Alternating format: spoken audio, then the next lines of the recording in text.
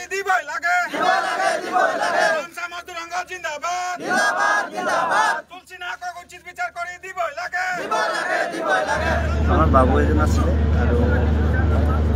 বিকাশ শৰ্মা বুলি ল'ৰা এটা আছিলে আমাৰ লগৰকেইটাও এৰাইছে মানে চাহাবৰ লগত কোনো টোমাছেই কৰা মোক সিহঁতে এৰাই আনি ক'লে যে অলপ টাইম তই বাহিৰত দিব ঠাণ্ডা হওক আমি বিচাৰ এটা কৰিম কি বিচাৰটো একো নকৰিলে সেইকাৰণে আৰু মই চাবক জনালোঁ ৰাইজে আজি ভোট খাইছে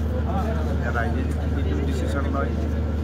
ভাল ডিচিশ্যন হ'ব লাগে যাতে উচিত বিচাৰ হয় চাহ খুৱাব 11 বাজি গ'ল চাহ খাব যোৱা নাই মই বুলি নহয় 3জন মানুহ কাম কৰিলে এজন চাহ খাই গ'লে 2জনত কাম নহয়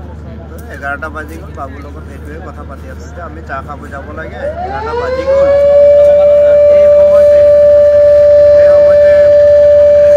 চাহাবে আহি মোক ধাক্কা মাৰি পেলাই দি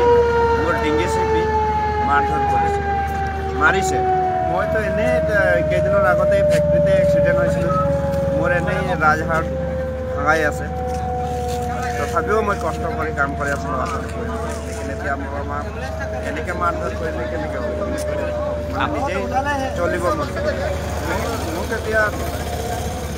ৰাইজে যিটো ভাল বিচাৰ কৰে উচিত বিচাৰ হ'ব লাগে কালি আপোনাৰ আমাৰ উৰিয়া বস্তিৰ এজন স্থানীয় স্থায়ী শ্ৰমিক নাম শ্ৰী তুলসী নায়ক তেওঁ ফেক্টৰীত কাম কৰি থকা অৱস্থাত বিনা কোনো কাৰণত আপোনাৰ যিটো আমাৰ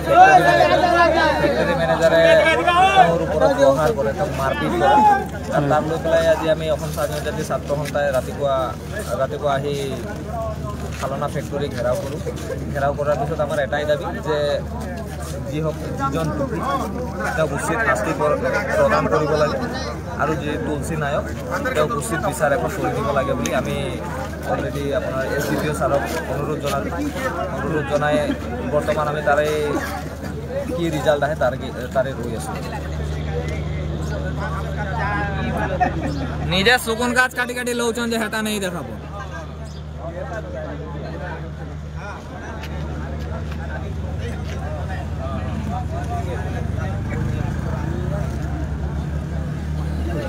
সেইটো এফআইআৰ লৈছোঁ